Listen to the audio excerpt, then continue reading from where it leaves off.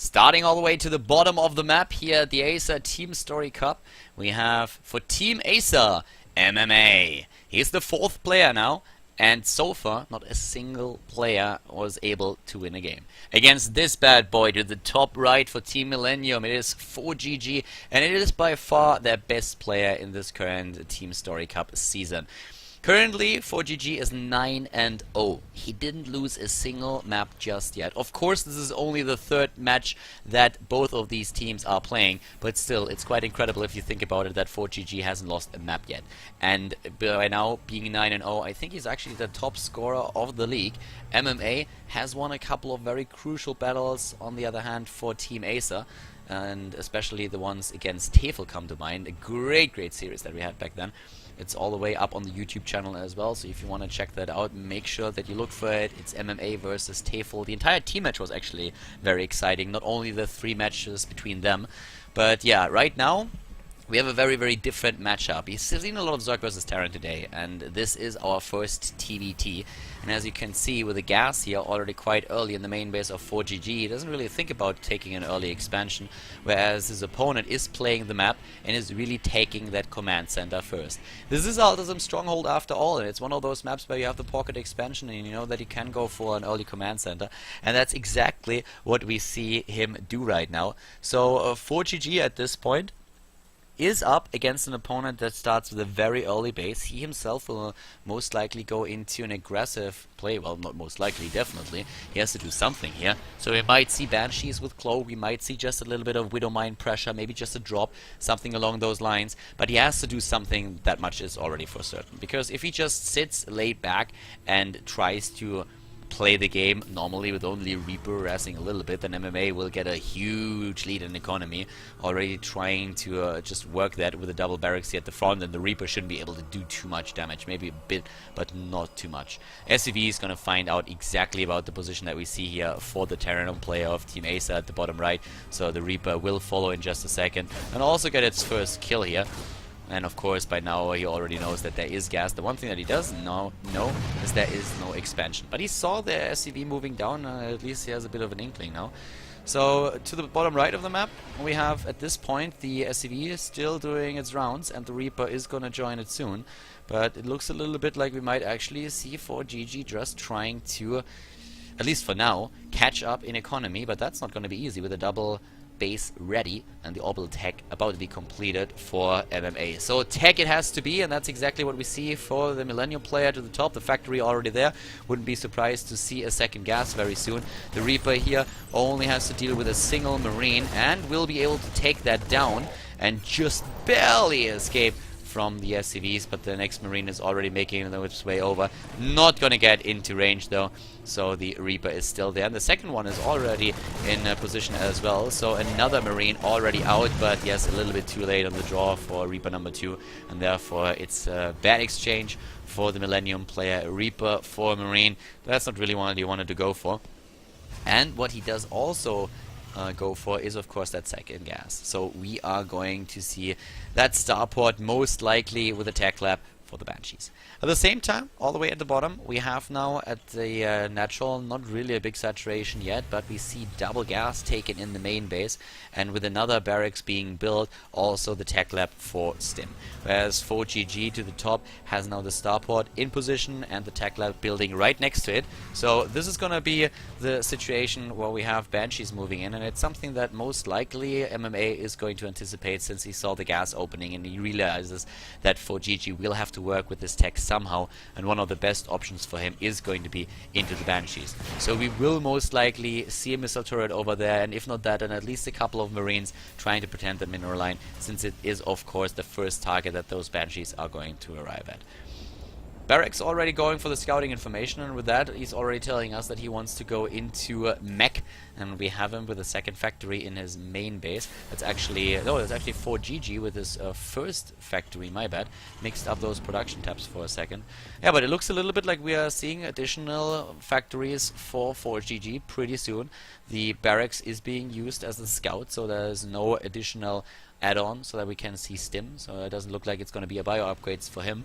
And at the bottom of the map we have now for MMA the engineering bay that will allow him to get that missile turret that we talked about earlier. The Banshee is already on its way, and we have the cloak as well being researched. But the Hellions, they could make their way into the main base, well, if not for the bunker and of course the race supply depots. So not a whole lot that he can do about that. But at any point in the game, if MMA really opens up those two supply depots and the Hellions get in, that would be absolutely devastating. Banshee making its way over here, but guess what? That missile turret I was talking about earlier is of course already here. ForGG going into Widow Mines now and trying to find the sweet spot where he can attack a few harvesters. Can't really do that. Stim isn't done for MMA though, so he has not the option to just stim and take down the Banshee.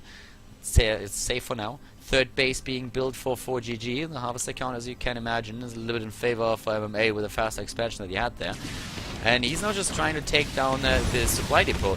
He needs to get into the main base, maybe even into range that he can take down a few of the Marines. Can't really do that just yet, and the Banshee is crucial here since it provides the high ground vision. He might get close enough to take down an SCV or two.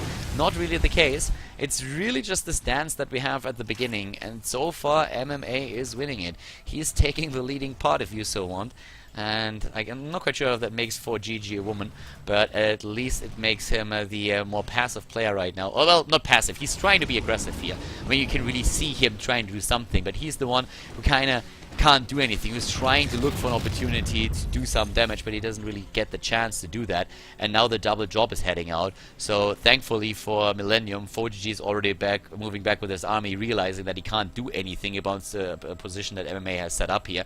If not for those units retreating, that double job might have actually just demolished the natural, or at least the mineral line. So pretty important for him to have those units in a good spot. One thing that we have at the front are still Widow Mines here, so an expansion could be harassed very soon. Well, he's trying to, well, moving into the choke points against the Hellions is probably not the best idea. In general, that move out is going to be pretty tough to work with. How many Vikings do we have? 2. If they get close enough, they could actually try to take down one of the Medivacs there, but yeah, it's not going to happen. Not with the afterburners. They're just a little bit too quick. If you look at the resources lost, it's not like a lot happened here in the game. It was both of them trying to go for it, but not to an actual effect. 2 SCVs kill against 1, 2 Marines against the Reaper, not too much going on there. And now the third base coming into play for ForGG, who, as we already suspected earlier, goes into mech. One thing that we have, on the other hand, is that Widow Mine doing a little bit of damage. The one over here was not triggered just yet, but he knows by now what's going on there, so we should see a scan very, very soon. At least that's what or did he not realize that it's there? Because that Widow Mine is going to get another shot in just a few seconds. And if he triggers that correctly, he can take down just simply one of the Medivacs if he wants to. Yep, the Widow Mine is going to get another shot off, and, well, there we go. Gets a Marine, and that's it. So, yeah, not doing too much. Couldn't have killed the Medivac, right? Well, yeah, there's the scan. So, in the end, 2 kills and the scan, and ForGG already moving back with the Widow Mine, but moves in. Can't really do anything against those siege tanks, though. Like, the siege tank setup that we see for MMA will definitely allow him to take that third base. Needs to move that orbital command down here. The bio upgrades for our Acer player are currently Combat Shield Stim, +1 and Concussive Shell. So going for the full array. Whereas we see for his opponent the Blue Flame Hellion upgrade, which of course also benefits the Hellbats, and we have him with a lot of catching up to do right now, actually surpassing MMA even in the harvester count with 59 to 54. Overall supply is very similar for both of them. This base completely set up, so the Banshee has no chances of moving in there. 2 Widow Mines have been taken out, so another scan was already used over here by MMA. Kind of works in the end for ForGG if you think about it, so at least he shut down 2 mules, but that's about it. The air battle is going to be the interesting one, since MMA is apparently thinking about contesting the air units of his opponent, and currently that puts him up to 6 Vikings against 5, and it looks very much like he's going to win it, because ForGG is not building any Vikings any longer, so the Viking count is going to be much better for him. For MMA, that is. Now he starts to build a few again. The problem really is that the Vikings are the only anti-air that ForGG has, meaning that if MMA wins it, then the Banshees are going to take care of the situation, since we do not have any Thors. So ForGG needs to be super careful how this is going to work out. He really needs more Vikings than his opponent, but he only has a single starport if I'm not mistaken, and that makes things a little bit complicated for him. Double starport against single starport, even with a tech lab here and not the second reactor, we have still triple Viking production if he needs it against the double. So for now, MMA moving in once again, both of them just scanning a little bit and trying to get an idea of what exactly is happening there. There comes the army. Oh, against the Marines on the other hand. If he baits those out a bit, that would be bad for him. Another army is set up right over here. Marines just checking all the positions for additional bases, and that army is in a very, very bad spot. If he is being scouted, and yes he is, he's seen, and that will force MMA back for now, and ForGG maybe in a position where he can do some damage. No, it doesn't really look like it. Okay, it's still spotted. So he knows exactly where it is, and there's a cancel on that command center attempt that we see up here. One is being built to the left side, but it's time for ForGG to move in right now, and that's exactly what he's doing. He has 130 army supply against 93, and oh my god, like he's going for it, and immediately MMA moves back here.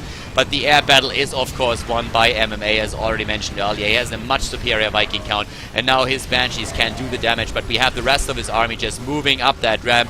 He's going for it at this point. We have the force that we see earlier for MMA all the way at the third base. At the top, not even repaired that command center over here.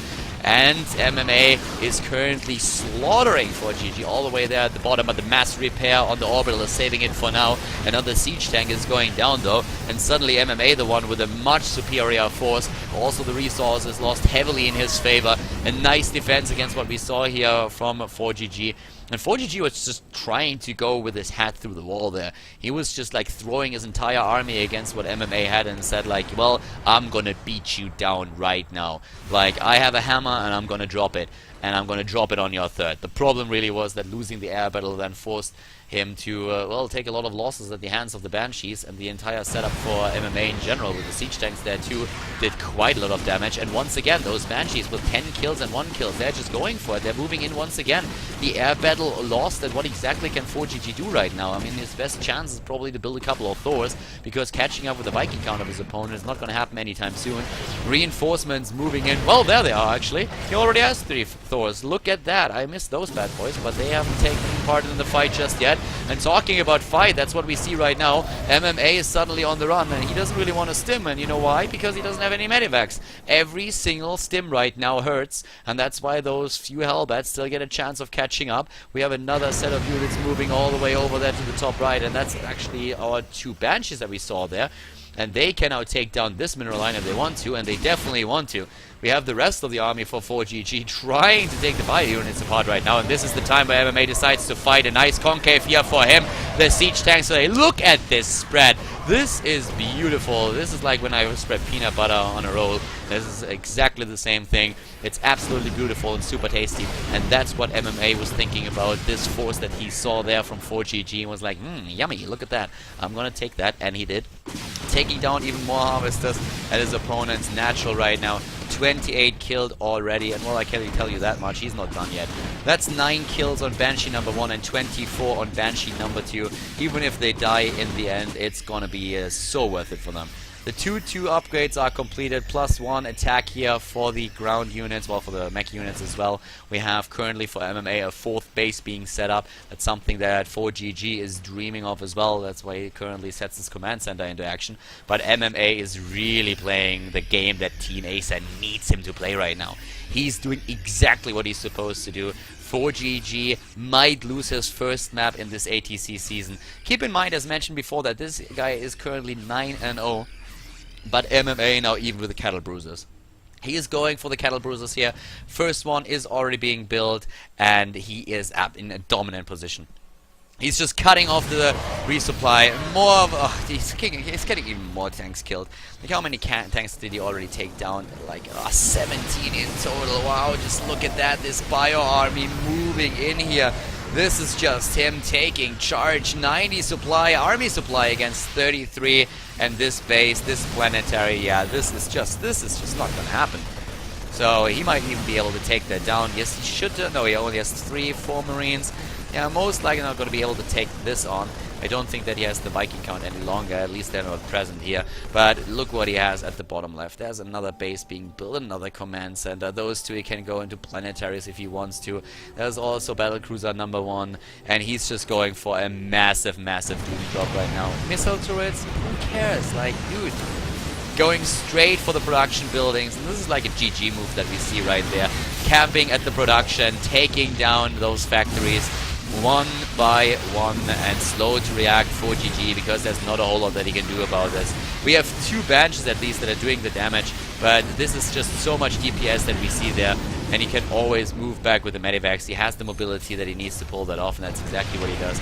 More and more battle cruisers are being produced back at home, the reinforcements on the way. He's building 7 command centers at a time. 7.